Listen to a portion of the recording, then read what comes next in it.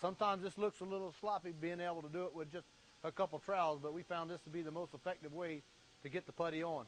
We put a generous amount on it, let it sit down, let the excess come off, and then clean it off. But we want to make sure that this bond is perfect, that it's a solid bond between this hull and deck and this transom area where this engine's going to bolt through.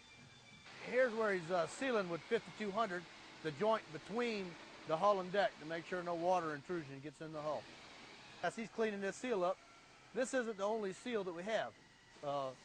As this shoebox fit here, sealed up underneath, the foam that we're going to inject inside of this hull will come up through.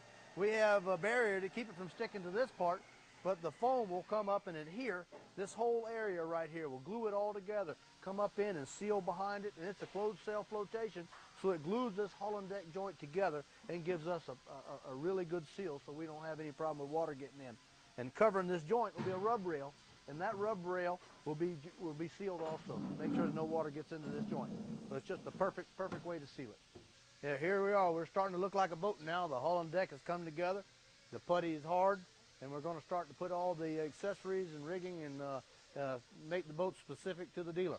The order form is here with the boat, and we'll fill it out. The employees know what they're supposed to do, and we'll get this boat built specifically for the customer with all the accessories he needs. Here's one thing that should make everybody a whole lot more comfortable. Key West Boats has gone all through its construction phases.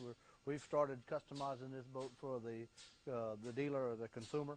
Now what we've done with all its structure intact of the boat here, now we're foam filling this boat. We've already foam filled the stringer, put some in the hull, but now we've gone in and put a liquid foam that's run all the way to the bottom on the outside of that stringer, and it's free rising now, and it's rising all the way up, and it's going to come all the way up and glue this whole joint together through this rod holder, and then we'll put this rod holder down in place, fasten it in place, nip off the drain tube so any water that comes in and gets in this rod holder can get its way out all the way to the build so the boat doesn't gain weight later. But you know, everything's closed cell flotation, but we always want to make sure, keep in mind here at Key West Boats, we find place for water to make its way back to the build so the boat doesn't gain weight.